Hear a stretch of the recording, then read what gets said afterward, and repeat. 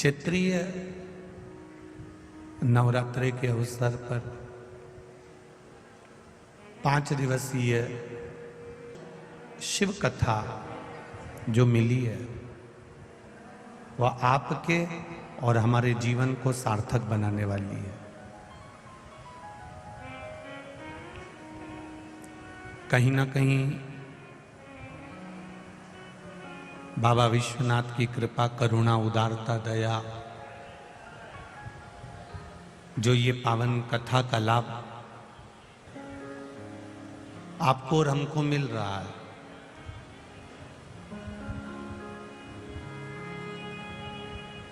जीवन की एक बड़ी विचित्रता है कि ये मानव की जो देह है, मानव का जो शरीर है, मानव का जो स्वरूप है, एक पानी के बुलबुले की तरह है।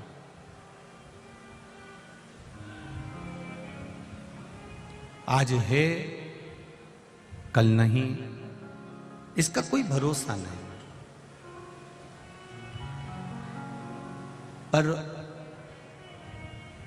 देवादिदेव महादेव की कथा कहती है, शिव महापुराण कहती है कि जो क्षण मिला है, जो समय मिला है, जो पल मिला है, जो घड़ी मिली है, उस पल में, उस घड़ी में, उस क्षण में हम जितना भी भगवत स्मरण कर सकते हैं, जितना भजन कर सकते हैं, जितना कीर्तन कर सकते हैं, जितना नाम जाप कर सकते हैं, जितना हम प्रभु को याद कर सकते हैं, उतना करें। पहले के समय में ये मोबाइल नहीं होते थे। पहले के समय में ये जो भी अगर किसी को सूचना मिलती थी भी तो हम सहज भाषा में कह देते थे कि कोई मुझे याद कर रहा है। अपन कह देते थे कि कोई मुझे याद कर रहा है, अर्थात आपने किसी को याद किया और हिचकी चलने लगी या कोई आपको स्मरण में आया तो आपको एकदम सामने ही आकर वो खड़ा हो जाता है जिसको आपने याद किया। कभी कभी ऐसा होता। उसी तरह शिव महापुराण की कथा कहती है, जब आप मेरे ओघड़दानी, मेरे त्रिकालदर्शी, मेरे कैलाशी, मेरे अविनाशी, मेरे शिव को याद करते हो तो एक ना एक दिन मेरा महादेव भी आपके सामने आकर खड़ा हो ही जाता है। बस उसको पाने का जो तरीका है वो थोड़ा सा अलग है। ना उसको छल प्रिय है, ना उसको दिखावा प्रिय है। पहले कथा में आपको कहा था कि ढोंग की जिंदगी जीने से अच्छा है कि हम ढंग की जिंदगी जी लें। यदि हमने अपने जीवन में, अपने इस संपूर्ण मानव की देह के अंतर्गत भी अगर एक कदम भी हमने अपने जीवन का ढंग का जिया है, हमने अच्छे सतमार्ग के अनुसार जिया है, तो ये निश्चित है कि हम फिर कभी इस मृत्यु लोक में जन्म नहीं लेंगे, हम उस महादेव के चरणों में जाकर रहेंगे। ये निश्चितता है, ये निश्चित है। हम उस परमात्मा के चरणारविंद में जाकर फिर निवास कर सकते हैं। लाखों की संख्या में आपका आना, यहां पहुंचना,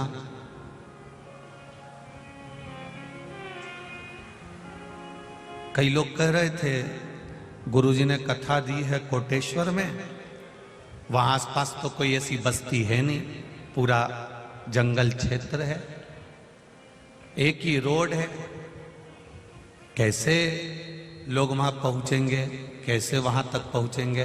पर आपकी लाखों की संख्या ने दिखा दिया कि बाबा को ढूंढते ढूंढते आप यहां पहुंच गए। आप यहां पहुंचे हो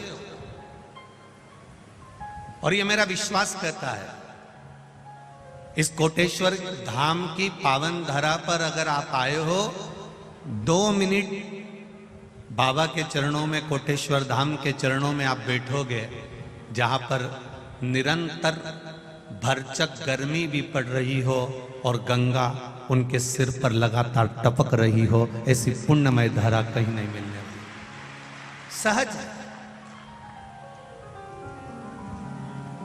सरल है।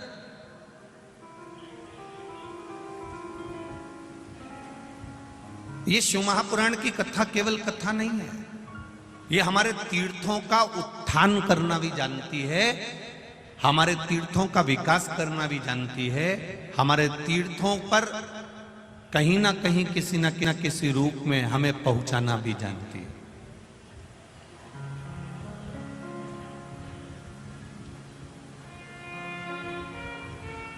कितना सुंदर स्वरूप है।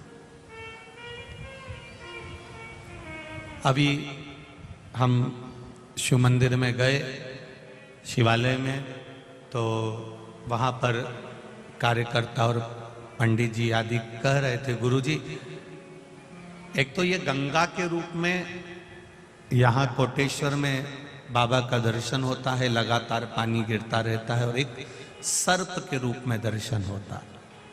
और बहुत दिनों के बाद यहाँ कल से एक सर्प आकर बैठा हुआ है, और उसका दर्शन ही हमको लगता है कि महादेव का दर्शन। ये शिव तत्व है।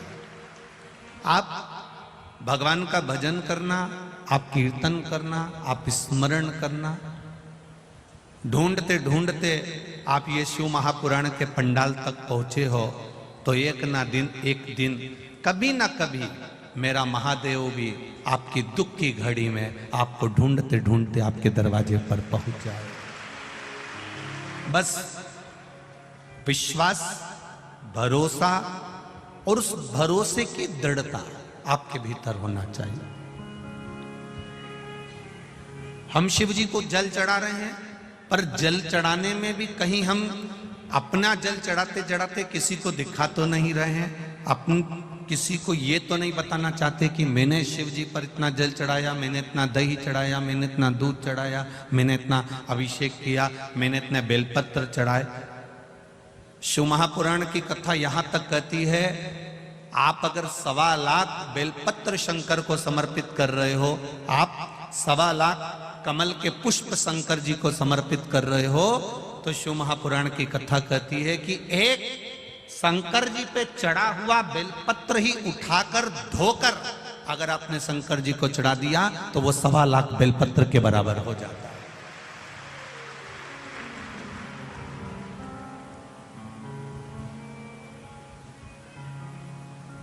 तुलसी का दल, गंगा जल, बेलपत्र और कमल का पुष्प, ये 4 चीजें कभी बासी नहीं होती। गंगा का जल अगर आपका 2 साल, 5 साल, 10 साल, 15 साल, 20 साल पुराना भी रखा है तो वो बासी नहीं होता। कमल का पुष्प भगवान शिव को समर्पित करने के बाद 5 दिन तक बासी नहीं होता। बेलपत्री, एक बेलपत्री देवाधिदेव महादेव पर चढ़ी हुई है, उसको धोकर चढ़ाते रहें, वो कभी बासी नहीं होती। और तुलसी का दल कभी बासी नहीं होता, ये बासी है ही नहीं।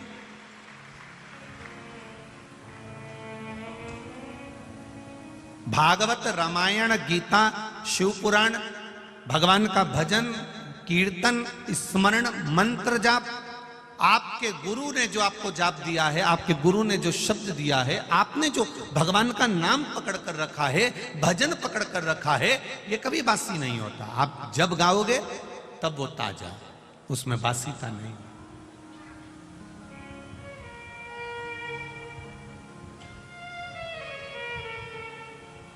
एक अखबार को अगर 5 बार पढ़ लोगे ना, एक अखबार को अगर 10 बार पढ़ लोगे तो बोर हो जाओगे।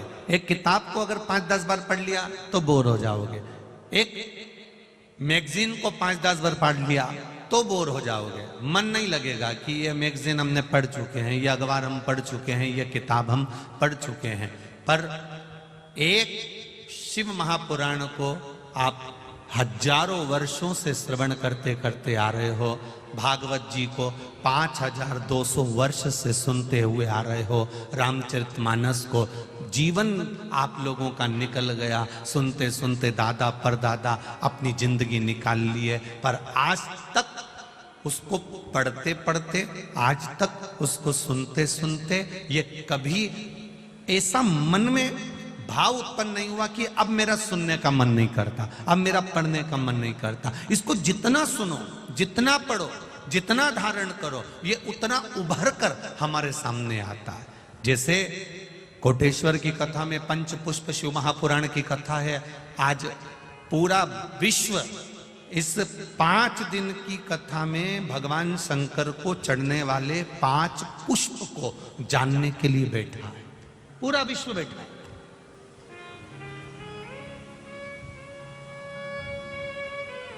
कि वो 5 पुष्प कौन से हैं जो देवाधिदेव महादेव को प्रसन्न करने के लिए समर्पित किए जा सकते।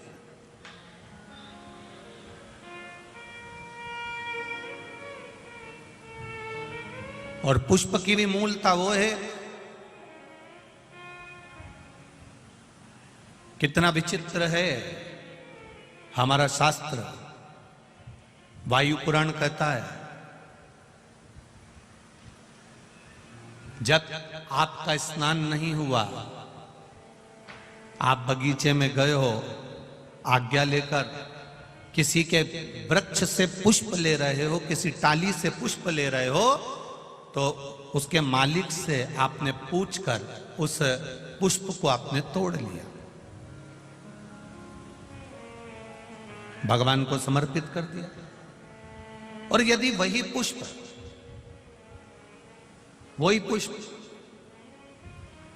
आप बिना पूछे, जिसका बगीचा है, जिसका पौधा है, जिसका पेड़ है, उससे तुमने पूछा ही नहीं, और तुमने तो सोचा हाँ सवेरे सवेरे कौन देख रहा है, फूल तोड़ा लिया और शंकर जी को चढ़ा दिया।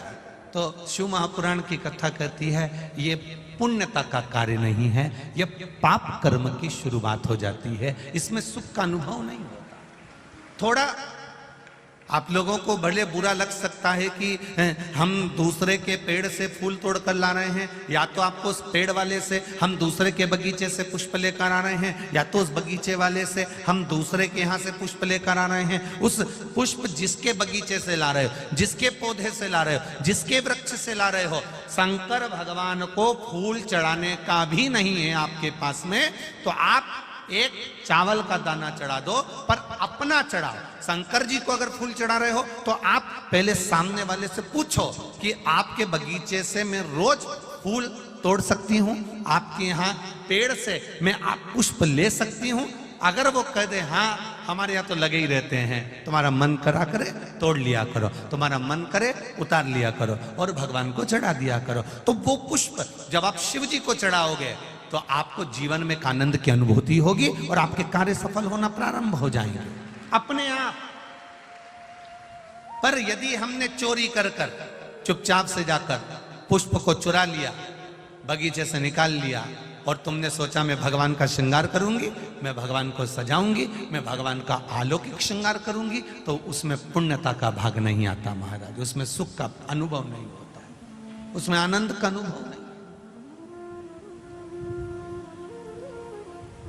मैंने तेरे ही भरोसे बाबा, तेरे ही भरोसे हवा बिच उड़ती जावांगी, बाबा डोर हटो छठी राम कटी जावांगी, भोले मैं तेरी पतंग, शंभो मैं तेरी पतंग, हवा बिच उड़ती जावांगी, बाबा डोर हथो छठी राम कटी जावांगी। हमने शिव को समर्पित करा, हमने देवाधिदेव महादेव को समर्पित करा, और विश्वास रखकर जो दिया गया है, भाव रखकर जो दिया गया है, चोरी कर कर नहीं, छुपा कर नहीं,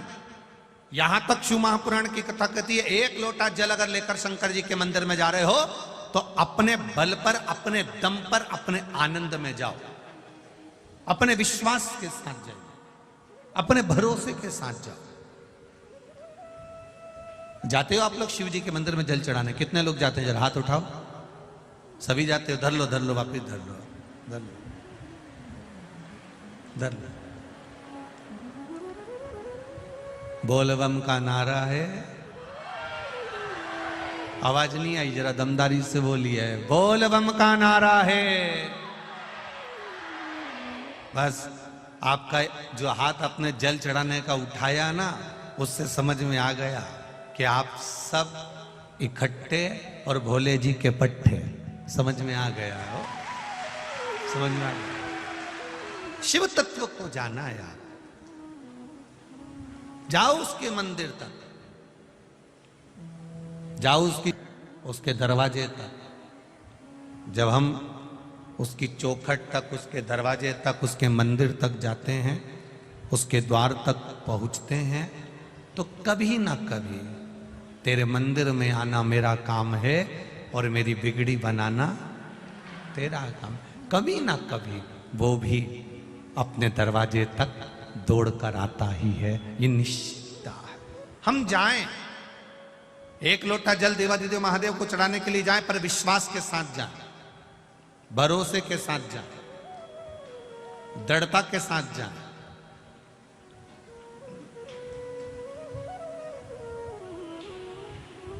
शिव महापुराण की कथा कर रहे, देवराज नाम का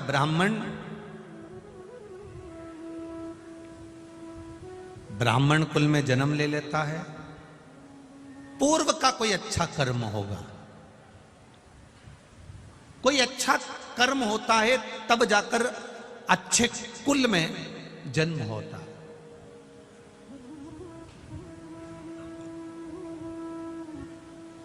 अब अच्छा कुल शिव महापुराण की कथा कहती, किसको कहा गया? अच्छा कुल किसको कहते हैं? खूब सारी जमीन है, खूब जोरदार जोरदार गाड़ी है, खूब जोरदार जोरदार बंगला है, सोने की खूब सारी रकम है, ट्रैक्टर ट्राली है, प्रॉपर्टी खूब है, प्लाट मकान फैक्ट्री खूब है, इसको अच्छा कुल कहते हैं क्या? अच्छा कुल किसको कहते हैं?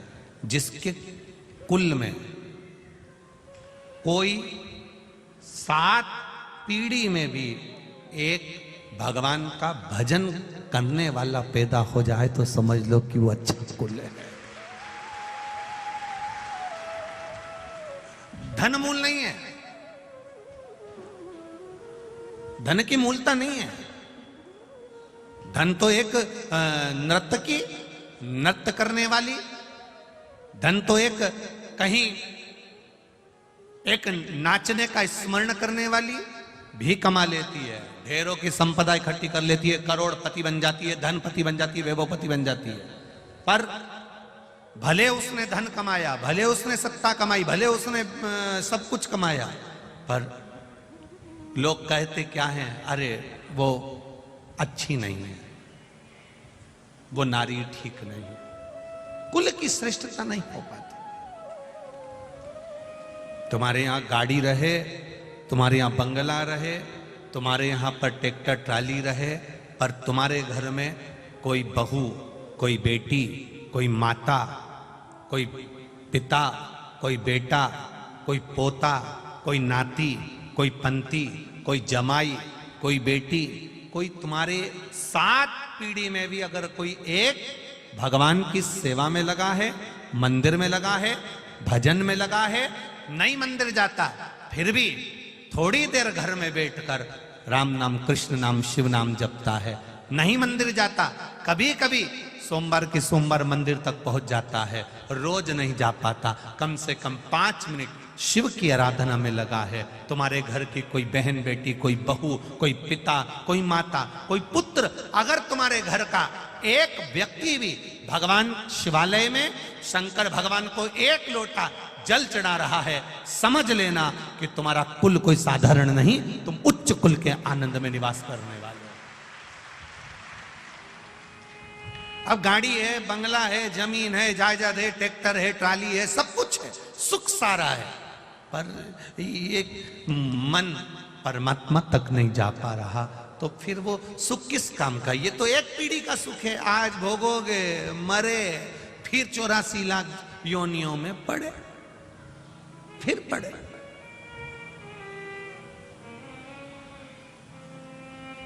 ना राम नाम लीनो तूने भरी जवानी में, तू डूब के मर जा रे चुल्लू भर पानी में, तू डूब के मर जा रे चुल्लू भर पानी में। अब ना राम नाम ले पा रहे हो, ना कृष्ण नाम ले पा रहे हो, ना शिव नाम ले पा रहे हो, बस पेड़ की छांव में बैठ गए और निकालो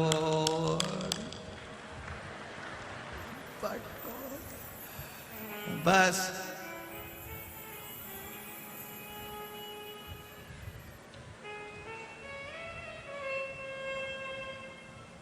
दो लड़के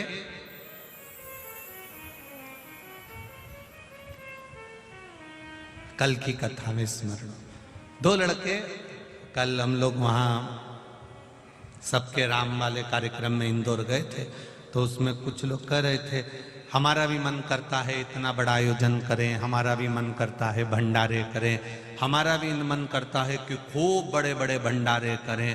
तो हमने उनसे कहा ये जरूरी नहीं है कि आप लाखों लोगों को भोजन कराओ, बहुत बड़ा भंडारा करो, ये जरूरी नहीं है, भंडारा छोटा भी हो सकता है। उसने कहा गुरुजी छोटा भंडारा करो तभी भी तो 1-8 लाख रुपए 25-50 हजार रुपए खर्च हो जाते हैं। हमने कहा इतना भी खर्च नहीं होगा। अरे गुरुजी और छोटा भंडारा करो तो 10-20 हजार तो खर्च हो ही जाते हैं। हमने कहा इतना भी नहीं होगा। उसने कहा फिर ऐसा कौन सा भंडारा है? हमने कहा घर में से थोड़ा सा आटा और शक्कर निकाल के लेगा, पीपल के पेड़ के नीचे डाल दिया, चींटियों ने आकर खा लिया, वो भी तो भंडारा है। घर में से थोड़ा सा अन्न निकाल के ले गए, पक्षियों को डाल दिया, वो भी तो भंडारा है। थोड़ा सा अभी फसल कटी है, गेहूं का बहुत सारा भूसा निकलेगा, बहुत सारा चारा निकलेगा, बोरा भरकर आप अपनी गाय के लिए रखते हो, एक बोरा भरकर दूसरों की गाय के लिए भी रख लो, भंडारा ही तो कहलाएगा, भंडारा ही तो है।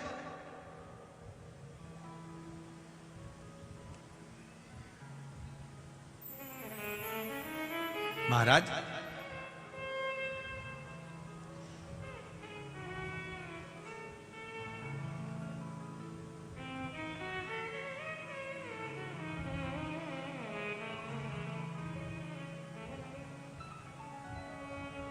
स्वयं खा लेना सुकृति है, छुड़ाकर खा लेना विकृति है, और बांट कर खाना ये मेरे भारत देश की संस्कृति है। उस संस्कृति में हम जी। जरूरी नहीं कि आप लाख रुपए खर्च करोगे तो भंडारा होगा। आप पीपल के पेड़ के नीचे बैठ, कभी तुमने विचार करा कि इन हाथों ने ये रोज बांटा, आज घर से अपनी बहू से कह दूं कि बेटा थोड़ा आटा से शक्कर मिला दे, रोज ये गांव के लोगों के साथ बैठ के ऐसा ऐसा बांटता हूं, आज अपने हाथों से पीपल के पेड़ के नीचे थोड़ा सा दाना डालूंगा तो मेरी जिंदगी ऊपर जाकर संवर जाएगी। कभी सोचा? बस बैठ गए, जब समय मिला तब बैठ गए। 4 बजे पेड़ के नीचे बैठ गए, 5 बजे पेड़ के नीचे बैठ गए, 6 बजे पेड़ के नीचे बैठ गए। पर बैठो, शिव महापुराण की कथा कथी, अभी ग्रेटर नोएडा की कथा में वर्णन करा था। एक चाय, यहां बाहर जाना चाय पीना 5 रुपए की मिल जाएगी, वही चाय छोटा नागदा जाना किसी होटल में बैठकर पीना 10 रुपए में मिलेगी, वही चाय और आगे जाना बेटमा, और बेटमा में किसी वीआईपी होटल में बैठकर पीना 50 रुपए की मिलेगी, वही चाय इंदौर चले जाना, 5 स्टार 7 स्टार होटल में जाकर पीना, 150-200 रुपए की मिलेगी। चाय वही है, शक्कर वही है, दूध वही है, पानी वही है, आगी में तपाई भी वही है। चाय यहां 5 की है, आगे गए 10 की हो गई, और वीआईपी में गए 50 की हो गई, और इंदौर पहुंच गए 200 रुपए की हो गई। 7 स्टार में उस चाय को 5 स्टार होटल में जाकर पिए, वो 200 रुपए की हो गई। चाय वही है, बस वो चाय कहां जाकर बैठी है उसकी कीमत देखिए। ठेले पर थी वो चाय 5 रुपए की थी, होटल पर पहुंची उसकी कीमत बढ़ गई, और होटल पर पहुंची उसकी कीमत बढ़ गई। 5 स्टार होटल में चाय पहुंच गई 200 रुपए की हो गई। उसी तरह तुम कहां बैठे हो, तुम्हारी कीमत तुम स्वयं बना सकते हो कि तुम बैठ कहां रहे हो। फालतू लोगों के साथ बैठोगे, कीमत घटेगी। सत्संग में जाकर बैठोगे, शिव महापुराण में जाकर बैठोगे, राम कथा में जाकर बैठोगे, रामायण में जाकर बैठोगे, सुंदरकांड में जाकर बैठोगे, कहीं अच्छी जगह में जाकर बैठोगे तो तुम्हारी कीमत परमात्मा जानता है कि तू कोहिनूर हीरा है, वो जान लेता है कि इसकी कीमत क्या है। और बैठ जाओ किसी वो मदिरा पीने वालों के साथ, गलत, फिर कीमत है। कहीं का भी आएगा नहीं तो गाली से बात करेगा, गाली से। और यहां तुम बैठ जाओ, कहीं का गाली से बात करके बता दे भला, और साहब कैसा हो, और साहब कैसा हो, आओ साहब, बैठो साहब, आराम से बैठो साहब, कितना कितना सम्मान दे। और तुम वो गलत लोगों के साथ बैठो, तुम्हारा कोई सम्मान दे। यहां लोग भजन सुना है ना, देसी देसी सुना है, तो सम्मान दे तुमको। पहले ही शब्द निकले वहीं डायरेक्ट, गोरे हमारी जगह बैठ गया। और यहां तुम कहीं पर भी बैठ जाओ, श्री शिवा नमस्तु, यहां जो देगा वो भजन देगा, या जो देगा वो नाम देगा, या जो देगा वो राम नाम कृष्ण नाम देगा, या जो देगा वो भगवान का भजन देगा, और वहां जो देगा वो देसी देसी देगा। अब मन तुम्हारा है कि तुम अपने आप को किस जगह पर ले जाकर बैठाना चाहते हो। कितने दिन की कथा है, बोलो बोलो जम के बोलो, जीजी और जीजा उन भी बोलो, कितने दिन की है रे? 5 दिन की कथा है। अब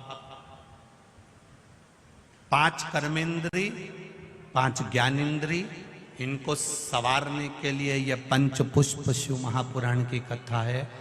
कोई कितई के आजकल तो तू हमारे पास आके बैठ ही नहीं रिया, उससे कह देना अब आजकल मैं 5 स्टार होटल में बैठ रिया,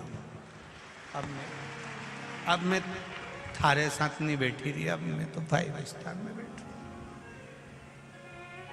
अब मेरे को बस वहां बैठा। क्यों बैठे?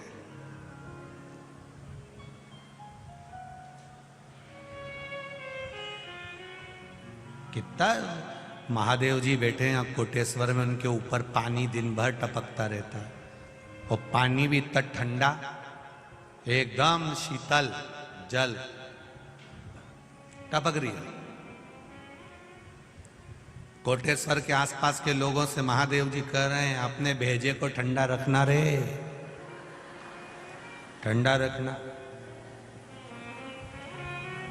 ज्यादा बड़बड़ मत करना, मेरे जैसे चुपचाप, मैं जैसे बैठा हूं शांति से एक कोने चुपचाप भेजा ठंडा करके बैठे रहो। क्या होगा उससे? जितना चुप बैठोगे, जितना मौन बैठोगे, कीमत अपनी वाणी की रख कर बैठोगे, तो दुनिया के लोग तुम्हें पूछने के लिए आएंगे। जैसे कोटेश्वर जंगल के अंदर है, पर दुनिया के लोग दूर दूर से यहाँ उनको पूछने के लिए आते हैं। आप चुप रहना सीख गए तो लोग आपसे पूछेंगे काका जी बोल क्यों नहीं रहे, ए बाबा बोले क्यों नहीं, क्यों नहीं बोले रे बाबा, क्यों? ए बना जी तुम बोलो क्यों नहीं बोले? सो क्यों साहब, भैया जी आवाज क्यों नहीं निकले तुम्हारी? क्यों जीजा जी तुम्हारी आवाज क्यों नहीं निकले? क्यों जीजी भाई तुम बोलो क्यों नहीं? जो नहीं बोले उससे कहा जाए, कि तुम बोलो क्यों नहीं। और जो बड़बड़ करे जाए तो लोग कहते हैं भगवान कहां से आई री दादा, ये किनंग से ही इके मायका पोचे ही दो रे दादा इसके पोचा। और जब वो जाए नहीं तो घर के लोग नरियल चढ़ा के भेजे, अब मत आजे री, थारा हाथ जोड़ो अब मत आ। और जो नहीं, अब जो बोले ही नहीं तो उससे ओ मेरे भोले नैना तो खोलो, दर्शन करा दो एक बार, दोबारा फिर बस वो बोले नहीं, बोलता। ब्राह्मण कुल में जन्मा जरूर है, ब्राह्मण कुल में उसका जन्म जरूर हुआ है, पर ब्राह्मण कुल से वो वंचित है। ना वेद पढ़ना, ना शास्त्र पढ़ना, ना भगवान का भजन करना, ना कीर्तन करना, ना मंत्र जाप करना, ना स्मरण करना। कभी किसी मंदिर में जाकर एक दिया तक देवराज ब्राह्मण ने नहीं लगाया।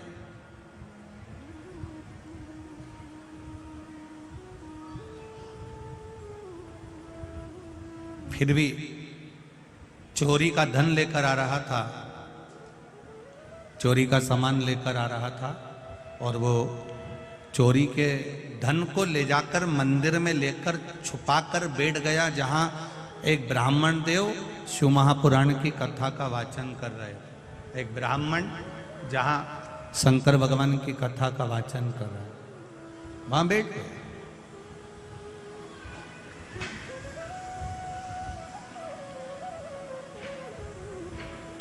शरीर में ताप था, शरीर में बुखार था, और जब शरीर में ताप पड़ रहा था, बुखार पड़ रहा था, शरीर ठीक नहीं था, तब ब्राह्मण देवता बार बार चिल्ला रहे थे हर हर महादेव।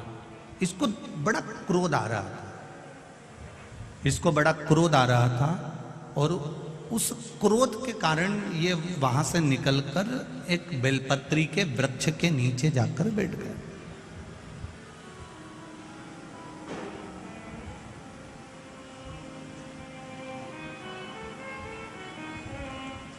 एक बेलपत्री के वृक्ष के नीचे जाकर जैसे ही बैठा, शरीर में कष्ट होने के कारण इसके प्राण छूट गए। यम के दूत इसको बंदी बनाने के लिए आ गए, और जब यम के दूत इसको बंदी बनाने के लिए आए तो इतने में देवादिदेव महादेव के गण भी वहां आकर खड़े हो गए। यमदूतों के साथ इसको ले जाने नहीं दिया, यमदूतों के साथ इसको ले जाने नहीं दे रहा। कारण इसने शंकर भगवान के गणों से पूछा कि मैंने जिंदगी में केवल पाप करा, ब्राह्मण के घर में जन्म लेने के बाद भी मैंने कभी ब्राह्मण कर्म नहीं करा, ना रामायण पढ़ी, ना भागवत पढ़ी, ना शिव पुराण, ना कभी एक दिया लगाया, ना कभी भजन करा, ना कभी कीर्तन करा, ना कभी मंत्र जाप करा, ना कभी नाम जाप करा। तो फिर आखिर मैंने पुण्य कौन सा करा जिसके कारणवश मुझे भगवान शंकर का धाम मिल रहा है, शिव का लोक मिल रहा है, शंकर की चौखट मिल रही है। आखिर मैंने करा क्या है? शिव गणों ने कहा तुमने कुछ नहीं करा, तुम्हारी माता ने एक लोटा जल जो देवादिदेव महादेव को चढ़ाया था, बस उसी जल का पुण्य तुम्हें प्राप्त हुआ। एक बात आपको पहले भी कही, आज फिर कहते हैं, सारे पुराण शास्त्रों में ये लिखा हुआ है कि इसको सुनने से 7 पीढ़ी तर जाती है, ऐसा करने से 7 पीढ़ी तर जाती है। केवल शिव महापुराण की कथा स्कंद पुराण की कथा ये कहती है कि शंकर भगवान पर एक लोटा जल चढ़ाने वाला या शिव महापुराण की कथा को सुनने वाले की 7 पीढ़ी नहीं 71 पीढ़ी तर जाती है। ये शिव तत्व है।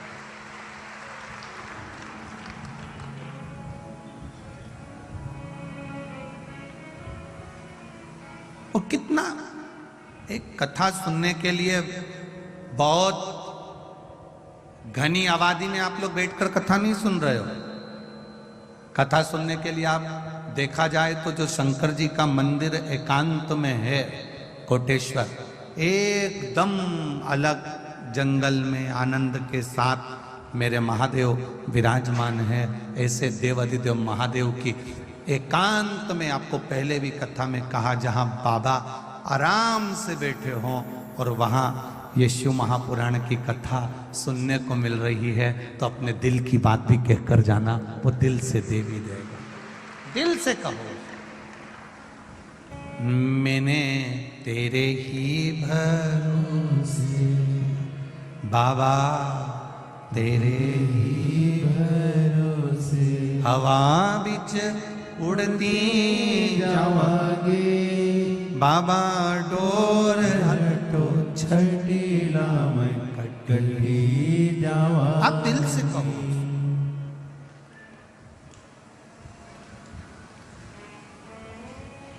देवराज भगवान का भजन कर कर आनंद पाकर शिव धाम को चले गए।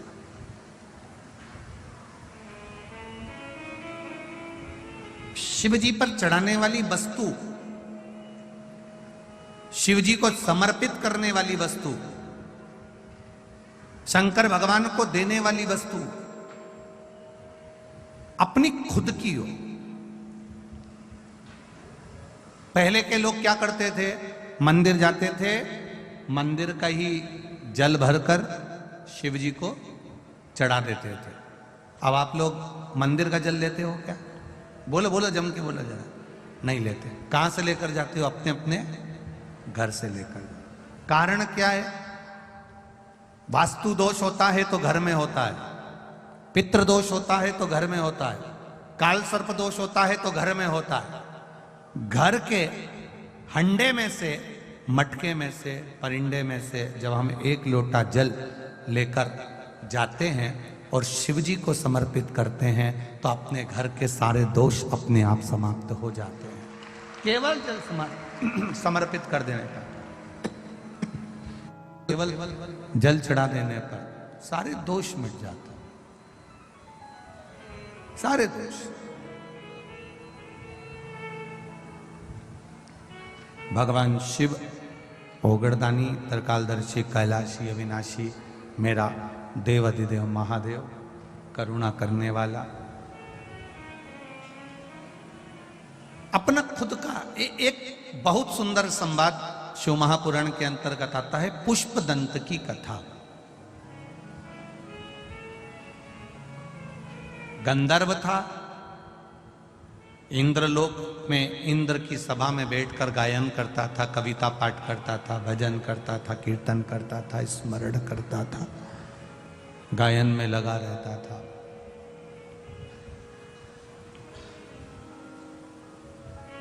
एक बार उसके मन में आया कि पृथ्वी पर मैं जरा भ्रमण कर कर आता हूं, पृथ्वी घूम कर आता हूं। और पृथ्वी पर भ्रमण करने के लिए वो गया।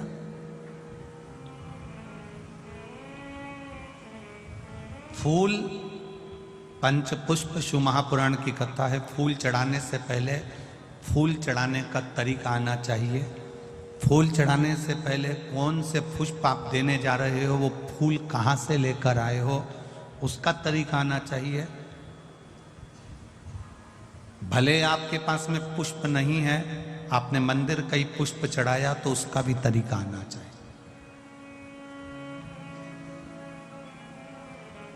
कोई जरूरी नहीं है कि आप नए नए भजन का निर्माण करोगे। आप दूसरे का भी अगर भजन गा रहे हो तो उसको भी गाने का तरीका होना चाहिए।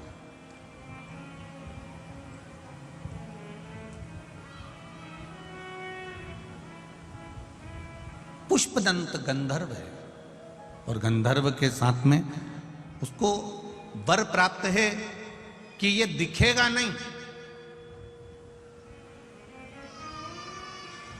ये दिखेगा नहीं, और ये कुछ भी कार्य करेगा तो लोगों को दिखेगा नहीं, इसकी वाणी नहीं दिखे सुनाई नहीं देगी, इसके शब्द नहीं सुनाई देंगे, ये सामने दिखेगा नहीं। ये पुष्पदंत गंधर्व की कथा है। भैंस या तो कम कर दो, या चुंगे जैसी आवाज आ रही है उसको सेट करो ना, बार बार बोल रहे हैं उसको। पुष्पदंत गंधर्व पृथ्वी पर भ्रमण करने के लिए आया, और जब पृथ्वी पर भ्रमण करने के लिए पुष्पदंत गंधर्व आता है, पुष्पदंत गंधर्व जब पृथ्वी पर भ्रमण कर रहा होता है, भ्रमण करते करते इसकी एक आदत थी भगवान शिव की भक्ति करना, भगवान शंकर का भजन करना, भगवान शंकर का स्मरण करना, शिव जी की आराधना करना, शिवलिंग की पूजन करना। अब पुष्पदंत गंधर्व ने विचार करा कि मैं पृथ्वी पर आ गया हूं, क्यों ना यहां शंकर के शिवलिंग का निर्माण करूं और उसका पूजन करूं। एक पार्थिव शिवलिंग का निर्माण पुष्पदंत गंधर्व करने लगा।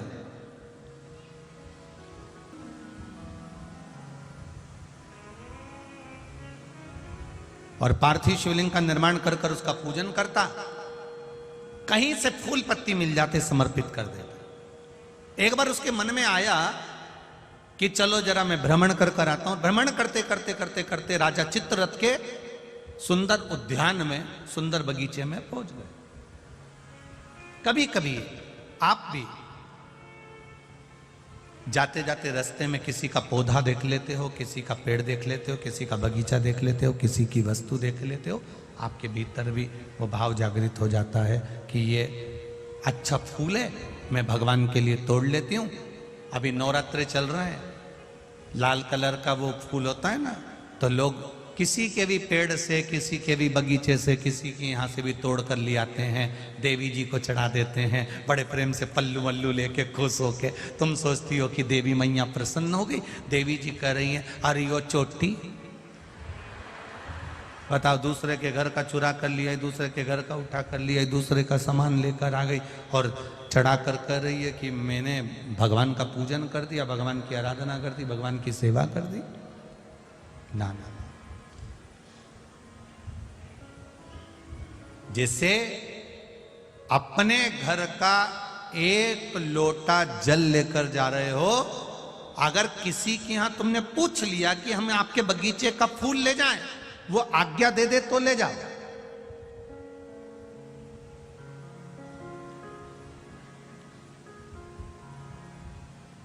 वो आज्ञा दे, लेकर जाओ।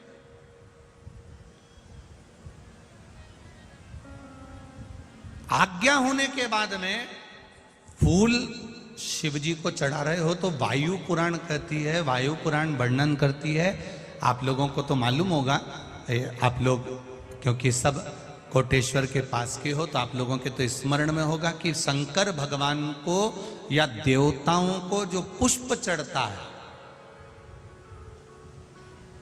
उस फूल को अगर कोई पेड़ पे से, डाली पे से तोड़ा जाता है तो नहाकर नहीं तोड़ते। भगवान को चढ़ने वाले पुष्प को बिना नहाए तोड़ा जाता है, नहाकर पुष्प नहीं तोड़ा जाता।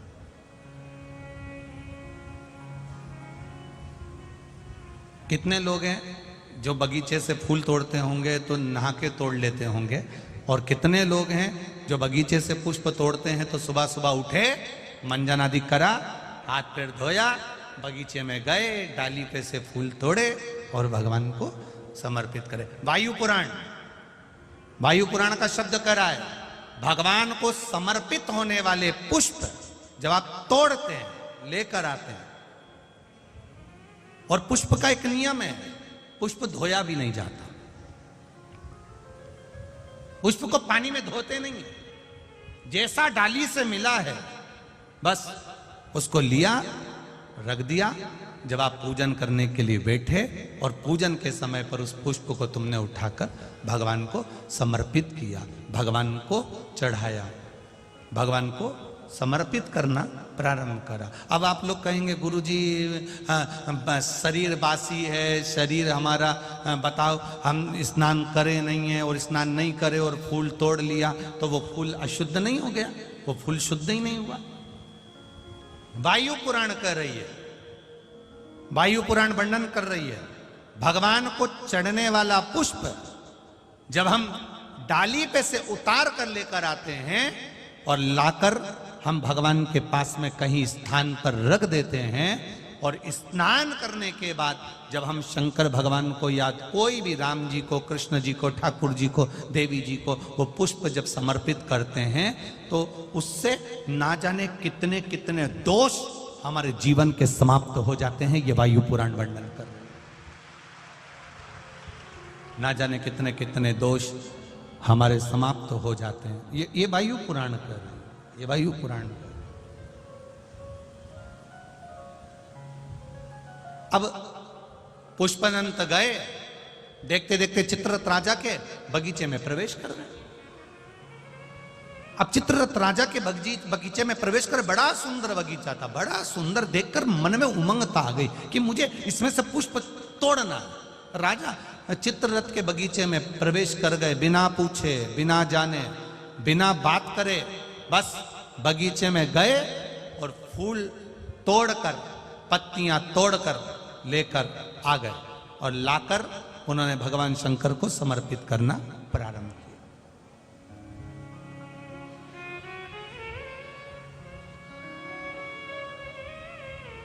15 दिन निकल गए, 20 दिन निकल गए, 22 दिन निकल गए, 25 दिन निकल गए। एक बार राजा चित्ररथ भगवान का पूजन करने के लिए बैठे और भगवान का पूजन करते करते राजा चित्ररथ ने कहा चलो बगीचे से फूल लेकर आओ, जाओ जरा। अब माली गए, जो सेवक थे वो बगीचे पहुंचे और बगीचे से पुष्प लेकर आने लगे।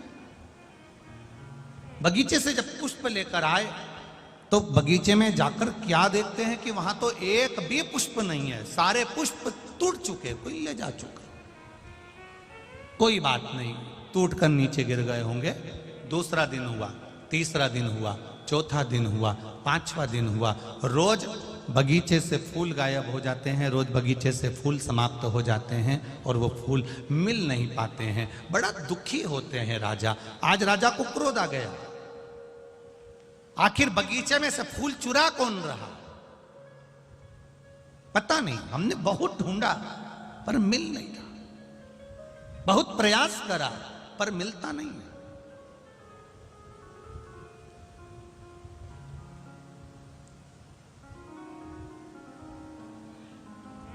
दूसरे दिन दूतों को बगीचे में चुपचाप से बिठा दिया गया, पर पुष्पदंत गंधर्व को तो वर मिला हुआ था, पुष्पदंत गंधर्व को आशीर्वाद मिला हुआ था कि ये दिखेगा नहीं, इसकी वाणी सुनाई नहीं देगी, इसके चलने पर इसके कदम की आवाज नहीं आएगी, इसको तो वर था। अब ना तो वाणी सुनाई दे रही है, ना कदम चलते हुए दिख रहे हैं, ना ये दिख रहा, और फूल टूट गए, ले गए। राजा को क्रोध आ गया। चित्ररथ राजा ने विचार करा कि मेरे यहां से रोज फूल जा रहे हैं, पकड़ाई में नहीं आ रहा, तो अब करूं क्या? राजा चित्ररथ भी शिव जी की उपासना करता था, भगवान शंकर का भजन करता था, शिव जी की आराधना में डूबा रहता था। आज उसने विचार करा शंकर जी पे से चढ़ा हुआ निर्माल्य बेलपत्र उठाया जाए और शिव जी पे से चढ़ा हुआ निर्माल्य उठाकर, बेलपत्र उठाकर बगीचे के आसपास में डाल दिया जाए।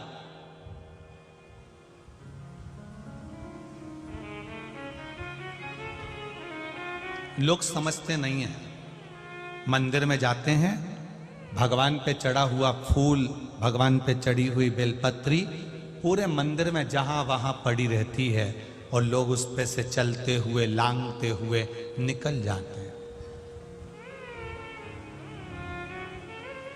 पंच पुष्प शिव महापुराण की 2 बातें अपनी जिंदगी में उतार कर रखना। यदि कोई बड़ा रोग अपने जीवन में नहीं चाहते हो, इस मुख को जिंदगी भर शुद्ध चाहते हो और इस मुख में कभी कोई बड़ी बीमारी नहीं चाहते हो तो दो बातें अपनी जिंदगी में उतार कर रखना।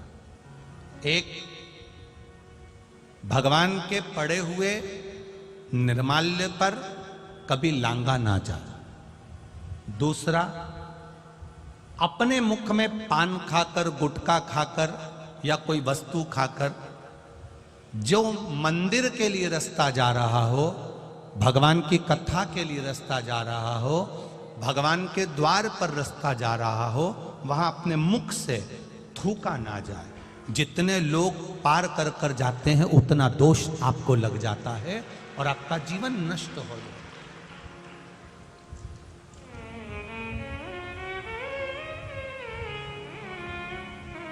बीच पथ पर जिस मार्ग से भगवान शंकर का शिवालय जा रहे हो, जिस मार्ग से भगवान के मंदिर जा रहे हो, जिस मार्ग से अगर कोई नारी, कोई पुरुष, कोई बच्चा, कोई बूढ़ा, कोई व्यक्ति एक लोटा जल लेकर भी अगर भगवान के मंदिर जा रहा है, उस मार्ग पर, बीच मार्ग पर अगर कोई थूकता है और उस थूक को जितनी बार लोग लांग कर मंदिर के द्वार तक जाते हैं उतना उतना रोग इस शरीर के अंदर बढ़ता चले जाता है। इसलिए हमारे यहाँ पहले के समय में, आज के लोगों को तो स्मरण है कि नहीं है, पहले तो थूकने के लिए भी एक पीक दान होता था जिसमें थूका जाता था। आज के जमाने में तो आदमी पूरी पृथ्वी को पीक दान बना कर रखा है, जहां मर्जी पड़ती है वहां थूक देता है।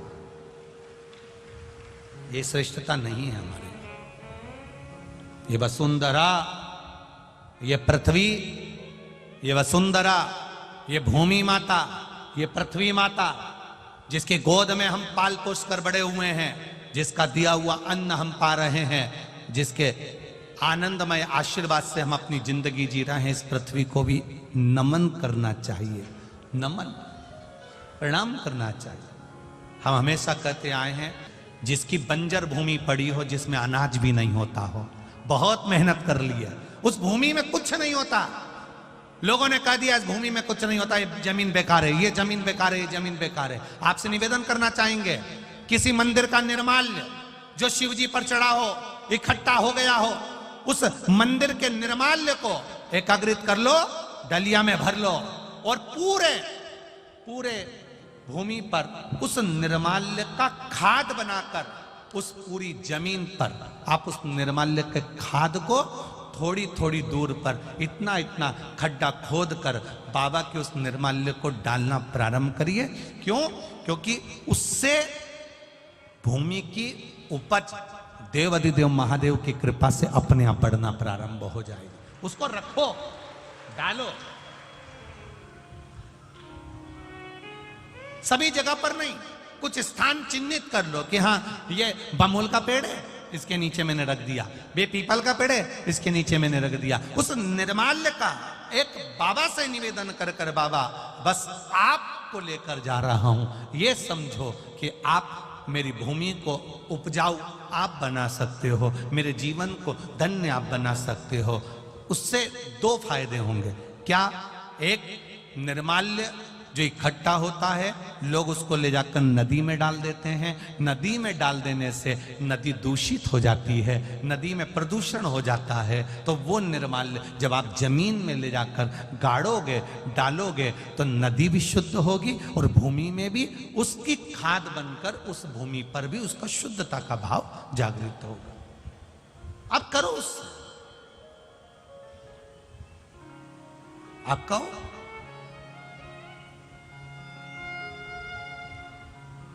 हर कहीं थूक देना, हर कहीं पर पान खाकर थूक दिया, तंबाकू खाकर थूक दिया, कहीं पर भी तुम्हारा मन पड़ा और तुमने पिचकारी, ना ना ना ना ना, शिव पुराण कर रही है, उससे हमें दोष लगता। उस दोष का वर्णन कई लोग कहते हैं, ये तो कुछ खाता ही नहीं था, ये तो बहुत अच्छा व्यक्ति था, इसको ऐसी बीमारी हो गई, इसको ऐसा रोग हो गया। कहां से हो गया? कारण क्या है? ये रोग आया कहां से? हो सकता है इसकी आदत में था, घर से निकलता था, कहीं देवालय शिवालय पढ़ता था, ध्यान नहीं दे पाता था, थूक दिया, उस पे से निकलकर लोग जाते रहे, मंदिर पहुंचते रहे, उसका दोष जिंदगी में आ जाता है। वो दोष है। पहले के समय में गांव के लोग तो आज भी जानते होंगे कि पहले पीक दान चलता था। आप लोगों के स्मरण में होगा, कभी कभी आप लोगों ने देखा भी होगा। छोटा सा रहता था, उसमें लोग थूक देते थे, उसमें लोग कुल्ला कर देते थे। पर यहाँ वहाँ लोग नहीं थूकते थे, पर चला, अब लोगों ने वो चालू कर। दो चीजें स्मरण में रहे, कोटेश्वर बाबा का दर्शन करने जाओ, महाकाल बाबा का दर्शन करने जाओ, ओमकारेश्वर बाबा का दर्शन करने जाओ, चाहे तुम्हारी मर्जी पड़े जिस शिवालय में दर्शन करने जाओ, जिस मंदिर में दर्शन करने जाओ, उस मंदिर में अगर कोई बेलपत्री जमीन पे पड़ी है, कोई फूल पड़ा है, आप दर्शन करने आए हो ना, उसको उठाकर किसी एक कोने में, किसी एक जगह पर ले जाकर पटक दो। कहीं थोड़ा सा भी अगर पुष्प और निर्माल्य रास्ते में पड़ा है, उसको कोई लांगेगा, उसका दोष हमको लगेगा, इसलिए उसको उठाकर कहीं एक और रख दिया जाए, रख दो।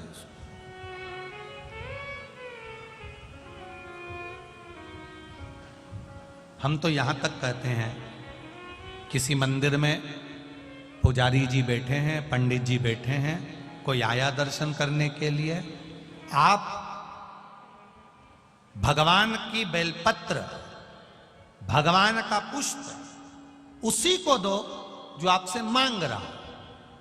कई बार विद्वज्जन उस फूल को, उस बेलपत्री को उठाकर उसको दे देते हैं जो उसका मोल नहीं समझता, और बाद में उसको ले जाकर कहीं पटक देता है। उसमें उसकी प्रधानता नहीं होती है, उसकी प्रधानता नहीं।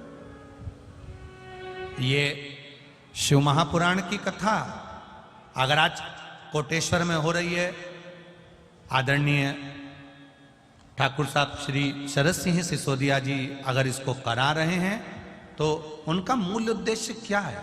इस शिव कथा में वही पहुंचता है जिसको शंकर भगवान पकड़कर खींचकर बुला लेते हैं। मूलता है कि इस कथा के माध्यम से जन जन का कल्याण हो, संपूर्ण विश्व का उद्धार हो, संपूर्ण जगत का कल्याण।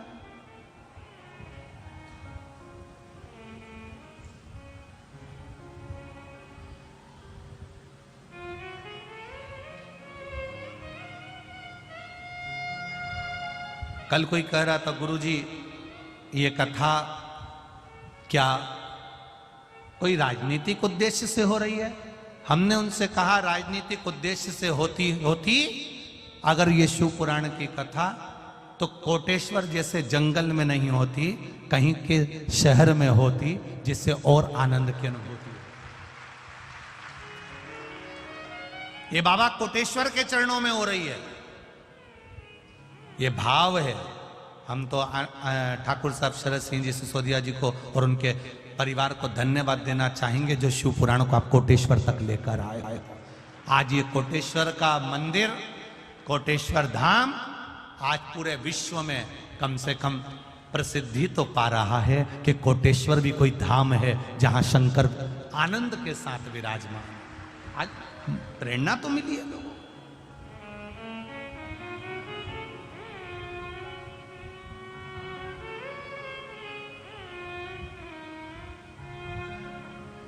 आज सब जगह पर, हर जगह पर लोग किसी न किसी रूप में धार्मिक क्षेत्र को प्रगति की ओर लेकर जा रहे हैं।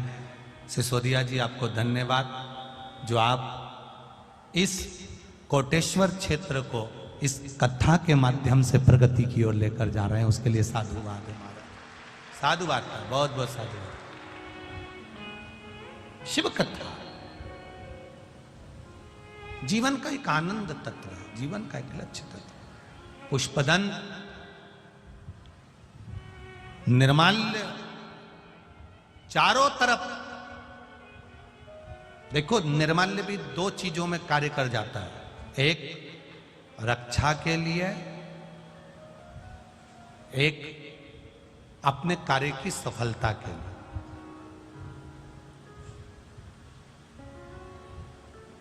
कोई बड़ी बीमारी होने पर शंकर जी पे चढ़ी हुई बेलपत्र जब हम उठाकर लाते हैं, उसको खाते हैं, वो औषधि का कार्य कर जाती है। करती कि नहीं करती? पत्र आया है, देखिए।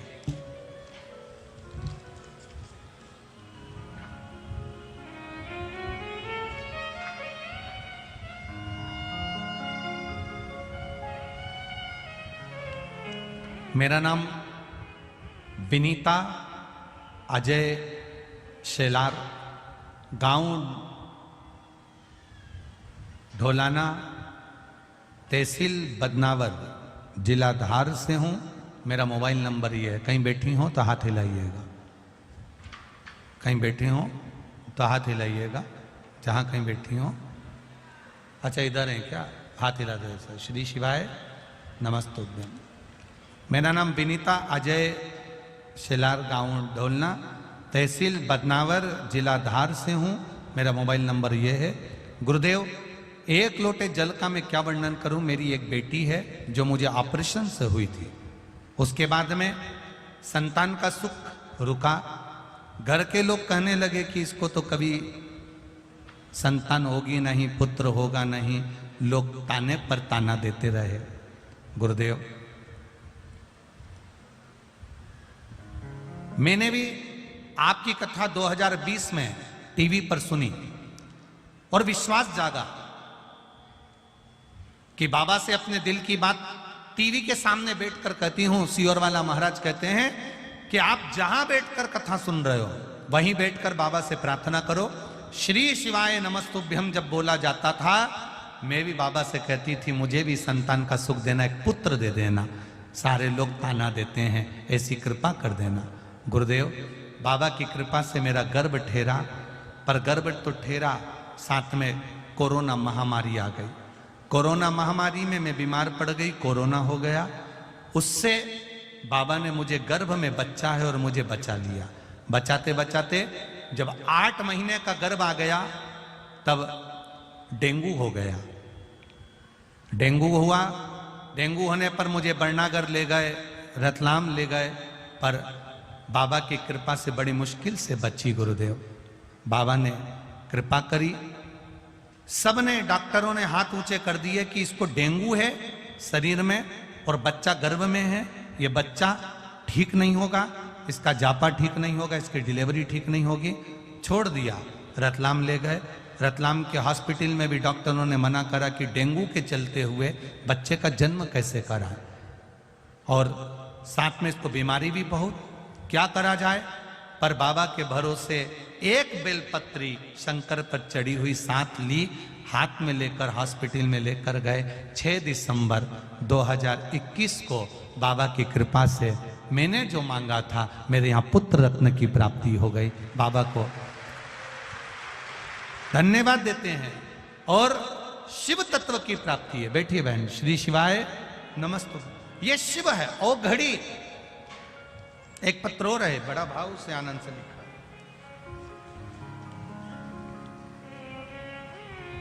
मैं निर्मला शंकरलाल दुबे, गांव राजोत, जिला धार, मध्य प्रदेश से हूं। कहीं बैठी हो तो हाथ हिलाइएगा, कहीं पर बैठी हो तो दोनों हाथ हिलाइएगा इस तरह से। दिख गई क्या? अच्छा सामने हो, दोनों हाथ हिला दो दीदी। हाँ ठीक है। श्री शिवाय नमस्तुभ्यम। मैं निर्मला शंकरलाल दुबे, गांव राजोत, जिला धार, मध्य प्रदेश से हूं। गुरुदेव, शंकर भगवान का क्या वर्णन करूं। 2019 में हम दोनों पति पत्नी को कोरोना हो गया। बाबा की कृपा से बचे हैं। गुरुदेव, गुरुदेव मेरी 4 बेटियां हैं। सबसे बड़ी बेटी की शादी को कई साल हो गए थे। हर साल सोचते थे कि इसको संतान हो जाएगी, संतान हो जाएगी। 6 साल निकल गए, 7 साल हो गए, संतान का सुख नहीं था। गुरुदेव, सारे डॉक्टरों को दिखा लिया, सारा इलाज करवा लिया, तो भी संतान का सुख नहीं हुआ। गुरुदेव, आखिरी में सोच लिया कि इसको संतान नहीं होगी, क्योंकि डॉक्टर भी मना कर रहे थे। तब आपने सफेद आंकड़े की जड़ का उपाय बताया। वो सफेद आंकड़े की जड़ शिवजी पर से उतारकर तुम रूका जी का नाम लेकर कमर में बांधना था। बस वही करा और श्री शिवाय नमस्तुभ्यम कहकर शिव जी को जल चढ़ाते, आचमन करते।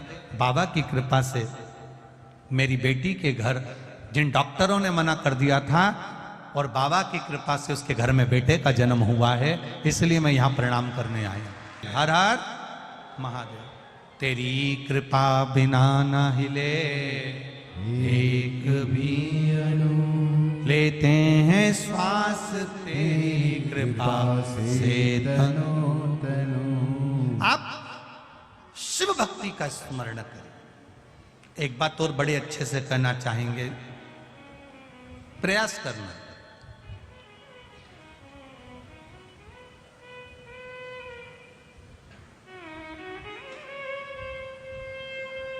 जिस कुएं में, जिस बावड़ी में, जिस बोर में, जिस स्थान पर पानी की कमी होती चली जाए, हम निवेदन करना चाहेंगे वहां उस बोर के आसपास, उस कुएं के आसपास, उस बावड़ी के आसपास बेलपत्री के कुछ पौधे लगाना चालू कर दो। धीरे धीरे मेरा महादेव पार्वती से मिलने के लिए आएगा तो गंगा को साथ में लेकर आ जाए, अपने आप आए। आप प्रयास करिए। अभी तो खैर गर्मी है, पर बारिश में प्रयास करना। तुम्हें लग रहा है ये बोर सूख जाता है, बारिश में रहता है, ठंड में पानी रहता है, पर गर्मी में सूख जाता है। उसके पास में आप बेलपत्री के पौधे लगाना चालू करो, थोड़ी थोड़ी दूर पे बेलपत्री के वृक्षा का रोपण करना प्रारंभ करिए। मेरा महादेव जिस जगह पर बेलपत्री का पौधा होता है, वृक्ष होता है, वहां मेरा शिव पार्वती जी से मिलने के लिए आता है। और मेरा महादेव अकेला नहीं आता, उसके सिर पर गंगा विराजमान होकर आती है। तो गंगा वहां रहती है, गंगा वहां विराजमान रहती है। आप करो, शिव तत्व को जाने। पुष्पदंत पकड़ाई में नहीं आ रहा था, तब उसी समय पर चित्ररथ ने शिवजी पे चढ़ी हुई बेलपत्र को छाट कर निकलवाया और चारों तरफ बगीचे के जो द्वार थे, उन द्वारों के सामने देहली पर वो बेलपत्र रख दी। और बेलपत्र रखी और चित्ररथ ने कह दिया, अब तुम चिंता मत करो, अब वो पकड़ा जाएगा। और पुष्पदंत वापिस बगीचे में फूल तोड़ने के लिए गया।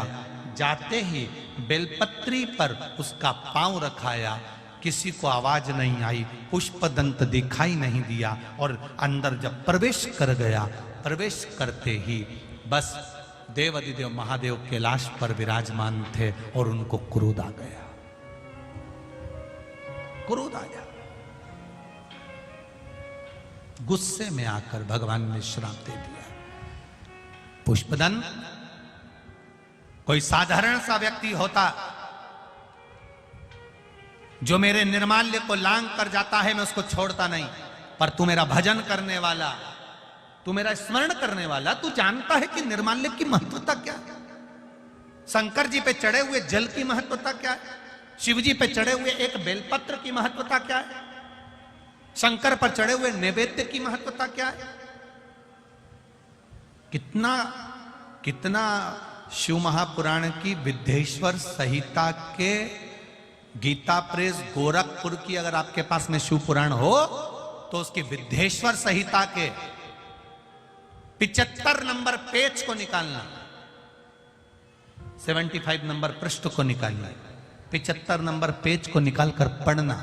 उसमें लिखा है, शंकर भगवान की पूजा नारी हो, पुरुष हो, बच्चे हो, कन्या हो, स्त्री हो, वो जिस भाव से शिवलिंग की पूजन करती है, स्पर्श करती है, आराधना करती है, उसका जो मन में भाव प्रकट होता है, भगवान देवाधिदेव महादेव वेद व्यास जी लिखते हैं, शिव पूरा कर देते हैं। जो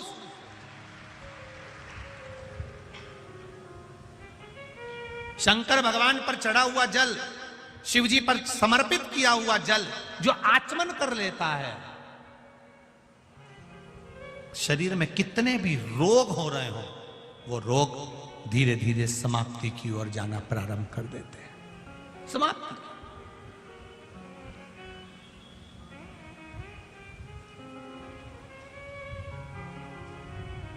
अब कई लोग कहते हैं कि साहब शंकर जी पे चढ़ा हुआ कैसे लें, शिव जी पे चढ़ा हुआ कैसे लें। ना ना ना ना, शिव महापुराण गीता प्रेस गोरखपुर की विद्येश्वर संहिता निकालो और गीता प्रेस गोरखपुर की शिव पुराण के 75 नंबर पेज को निकालकर उसमें स्पष्ट कहा गया, शंकर जी पे चढ़ा हुआ जल, शिव जी पे चढ़ा हुआ कोई द्रव्य, शंकर द्रव्य नहीं, शिव जी पे चढ़ा हुआ कोई पदार्थ जो भगवान शंकर को नैवेद्य लगाया गया है, शिव जी को जो नैवेद्य समर्पित करा गया है, शंकर भगवान को जो खाने की सामग्री समर्पित करी गई है, उस वस्तु का, उस पदार्थ का, उस नैवेद्य का केवल मात्र अगर कोई संसार का मनुष्य शंकर भगवान के प्रसाद का मात्र दर्शन भी कर लेता है तो भी उसके रास्ते में आने वाली बाधाएं अपने आप समाप्त होना चालू हो जाती हैं। यहां तक वर्णन किया, यहां तक शिव पुराण कह रहे हैं,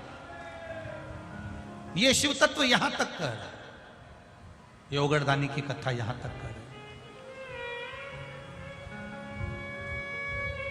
अब भगवान पुष्पदान के अंदर जा रहे थे, शिव जी के नेत्र खुल गए, भगवान शंकर को क्रोध आ गया और देवाधिदेव महादेव को जब क्रोध आया, शिव जी को जब क्रोध आया, शंकर भगवान को क्रोध आया और उन्होंने कह दिया, पुष्पदन तू मेरा भजन करने वाला, पूजन करने वाला, अर्चना करने वाला और तू गलती कर रहा, मैं तुझे श्राप देता हूं,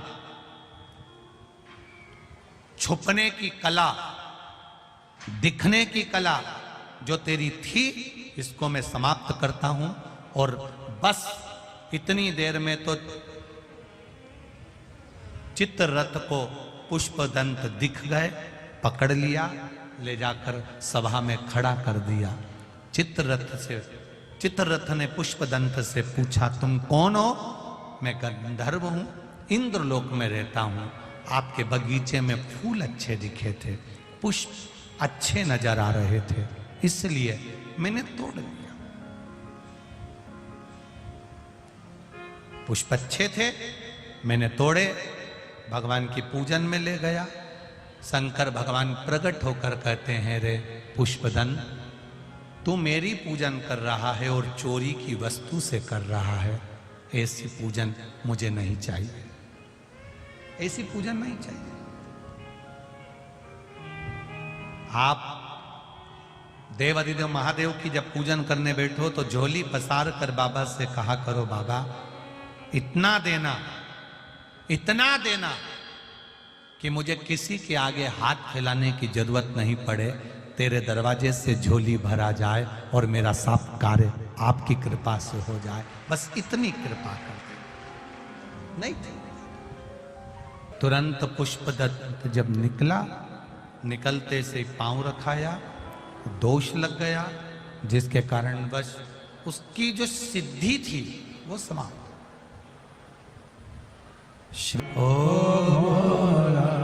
सब दुख काटो मारा। शिव कथा कह रही है भगवान शंकर से। आप निर्माल्य जैसे ही बेलपत्र रखी, तुरंत पुष्पदत्त जब निकला, निकलते से पांव रखाया, दोष लग गया, जिसके कारण बस उसकी जो सिद्धि थी वो समाप्त।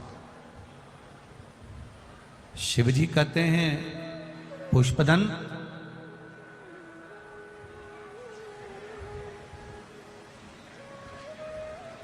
अपना खुद का जल,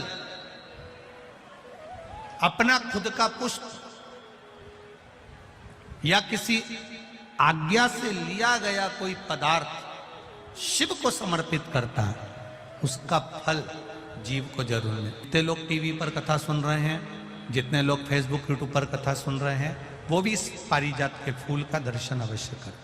और एलईडियां लगी हुई हैं, उन पर भी आप आराम से पारिजात के फूल का दर्शन कर सकते हैं।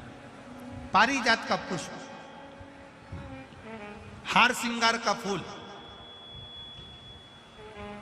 ऊपर से सफेद, नीचे जो उसकी डंडी होती है वो थोड़ी नारंगी होती है, संतरे के कलर की होती है, नारंगी कलर। महाराज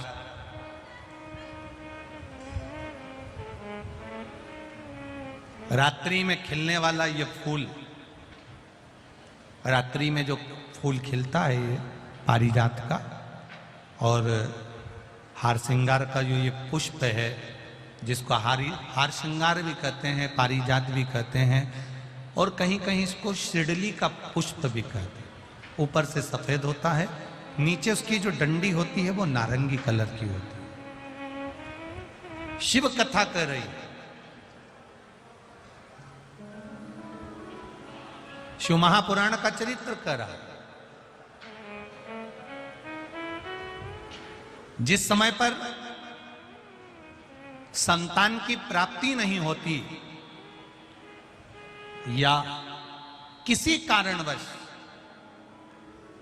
कारण से हमारे यहां वंश की वृद्धि नहीं होती, तब देवाधिदेव महादेव की आराधना पारिजात के फूल से करी जाती है।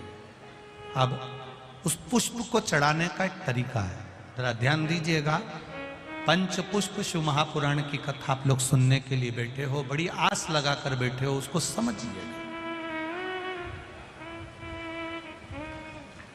पारिजात का जो फूल शिव जी को चढ़ता है, भगवान देवाधिदेव महादेव को चढ़ता है, जैसे ये शिवलिंग है, मान लो ये शंकर भगवान का शिवलिंग है, ये जलाधारी है, ये जल नीचे गिरने का स्थान।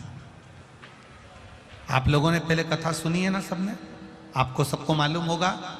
राइट में गणेश जी का स्थान, लेफ्ट में कार्तिकेय का स्थान, बीच में अशोक सुंदरी की जगह। जहां पर यह शिवलिंग रखा है वो माता पार्वती जी का हस्त कमल। शिवलिंग के रूप में, शंकर भगवान के रूप में यह शिवलिंग है। ऊपर से जो एक एक बूंद जलाधारी नीचे गिरती है वो शंकर भगवान की 5 लड़कियां, जया, विषहरा, शामली बारी, दौतली और देव, ये शंकर जी की 5 बेटियां। वंश वृद्धि के लिए, कार्य सिद्धि के लिए, वैभव प्राप्ति के लिए, या अपने हृदय की सुख समृद्धि के लिए, संतान प्राप्ति के लिए पारिजात हार श्रृंगार के फूल की शिव जी को आराधना होती है। हार श्रृंगार का जो पुष्प होता है, अशोक सुंदरी वाली जगह पर हम पारिजात के पुष्प को समर्पित करते हैं। उसकी डंडी का जो मुख है वो शिवलिंग की ओर होता है जब अपन अशोक सुंदरी पर चढ़ाते हैं, और फूल का मुख इधर होता है। वापिस उसी पारिजात के पुष्प को उठाकर हम माता पार्वती जी के हस्त कमल पर, जो गोल हस्त कमल है, वहां समर्पित करते हैं। उस जगह पर माता पार्वती जी की ओर से जो पुष्प समर्पित किया जाता है, उसकी डंडी पारिजात की हमारी ओर होती है, पुष्प का मुख महादेव की ओर होता है। तीसरी जगह, जब हम पारिजात के पुष्प को अशोक सुंदरी पे से उठाकर जगत जननी के हस्त कमल पर रखते हैं, हस्त कमल पे से उठाकर देवाधिदेव महादेव के शिवलिंग पर रखते हैं, उस समय पर पारिजात के पुष्प की डंडी शिवलिंग के ऊपर होती है और फूल का मुख अपनी ओर होता है। इस जगह पर पारिजात के पुष्प की डंडी के केसर से ही महादेव को त्रिपुंड लगाया जाता है और महादेव से प्रार्थना करी जाती है। अब पारिजात के फूल का केसर कैसे बनाना है वो भी एक बार आप लोग अच्छे से समझे।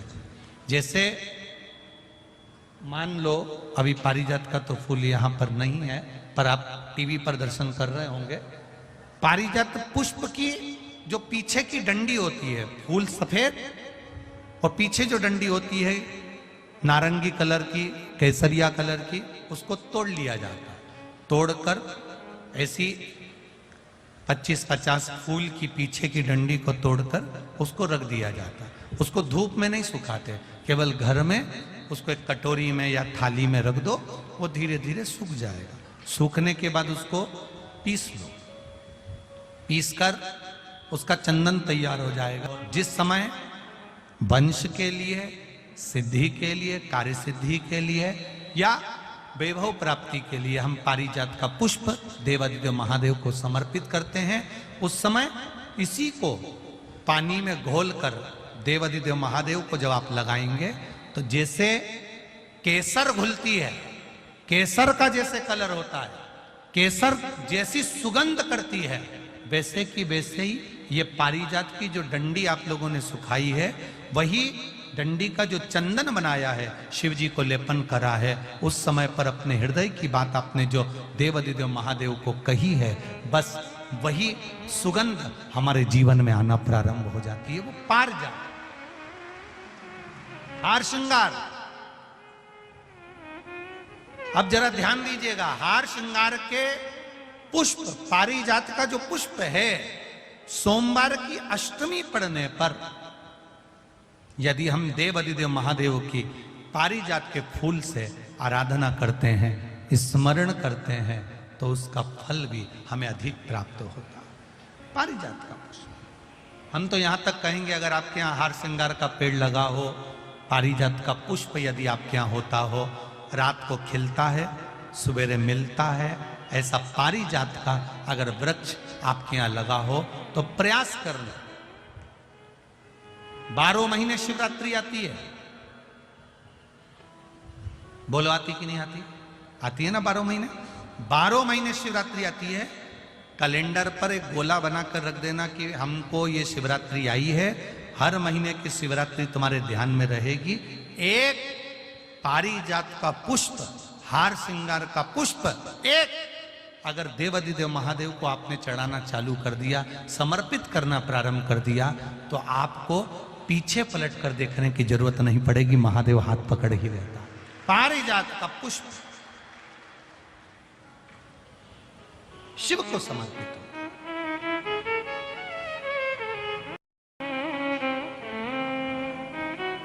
सफेद कलर का पुष्प है, आप टीवी पर दर्शन कर रहे होंगे, केसरिया कलर की, नारंगी कलर की उसकी डंडी है, भगवान शिव को समर्पित पारिजात। जब हम देवाधिदेव महादेव को जल समर्पित करते हैं, भगवान शंकर को जब हम जल चढ़ाते हैं, उस समय पर भी भगवान को, अगर तुम्हारे पास में थोड़ा सा पारिजात की जो डंडी है सुखाई है, आपने पारिजात फूल के नीचे की जो डंडी है उसको तुमने सुखाकर अगर चंदन बनाया है, तो वो चंदन आप प्रतिदिन भी देवाधिदेव महादेव को समर्पित कर सकते हो। पारिजात पुष्प। एक बात और हमारे स्मरण में रहे,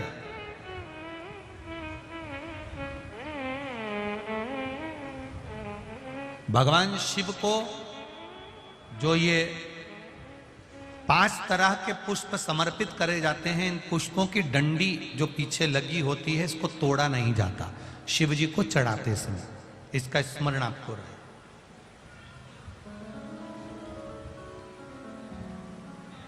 तीन शिवालय ऐसे हैं जहां पर पारिजात के पुष्प को समर्पित कर देने से, भगवान शंकर को अगर पारिजात का पुष्प समर्पित किया जाता है तो मनवांचित फल की प्राप्ति होती है। पहला, मां नर्मदा से निकला हुआ कंकर नर्मदेश्वर महादेव। अगर कहीं नर्मदा जी के कंकर से शिवलिंग बना हुआ है तो मां नर्मदा के शिवलिंग पर पारिजात का पुष्प समर्पित होता है। दूसरा, जो शिवालय एकांत में हो, एकांतेश्वर महादेव जो एकांत में बैठे हो, भले ओटले पर बैठे हो, अकेले बैठे हो, एकांत में बैठे हो, वो एकांतेश्वर महादेव पर भी पारिजात का पुष्प समर्पित कर देने से, अगर कोई अदालत का कोर्ट केस होता है तो बाबा देवाधिदेव महादेव का मात्र पारिजात पुष्प का स्मरण या उसको समर्पित कर देने से भी फल की प्राप्ति होती है। तीसरा, ऐसा शिवालय जो नदी के तट पर हो, सरोवर के तट पर हो, कुंड के तट पर हो, बावड़ी के तट पर हो, कुएं के तट पर हो। आप सब लोग तो ग्रामीण क्षेत्र के निवासी हैं और जितने लोग भी कथा सुन रहे हैं आस्था चैनल पर, फेसबुक, यूट्यूब पर, सबके स्मरण में होगा, पहले हमारे जो पूर्वज होते थे वो कुआं बावड़ी के पास में शंकर जी का शिवलिंग रख देते थे। ध्यान में होगा, जिसको स्मरण में होगा उसको मालूम होगा। शिवलिंग लाते थे और जहां कुआं होता था, बावड़ी होता था, तालाब होता था, नदी होती थी, उसके तट पर, उसके पास में शिवलिंग रख देते। कारण क्या है? किसी जलाशय, कुआं, बावड़ी, तालाब, नदी, सरोवर, इसके पास में जो शिवलिंग होता है, उस शिवलिंग को बहुत सिद्ध करने की जरूरत नहीं होती। स्वयं गंगा मैया उस कुंड बावड़ी के रूप में रहकर शिवलिंग को सिद्ध कर देती है और वहां स्वयं विराजमान हो जाती है महाराज। वहां पर भी यह हार श्रृंगार, पारिजात का पुष्प शिव को समर्पित किया जाए। 3 जगह ऐसी है जहां कभी मौका मिल जाए और तुम्हारे पास में पारिजात का फूल हो और कहीं तुम्हें मिल गया, तुमने आज्ञा ले ली, हम ये पुष्प ले लें क्या, और लेकर अगर आपने चढ़ाया है तो उसका फल जरूर मिलेगा। पारिजात, हार श्रृंगार का पुष्प। चंदन भी प्रयोग कर सकते हैं उसका, चंदन। महाराज शिव पुराण कह रहे हैं,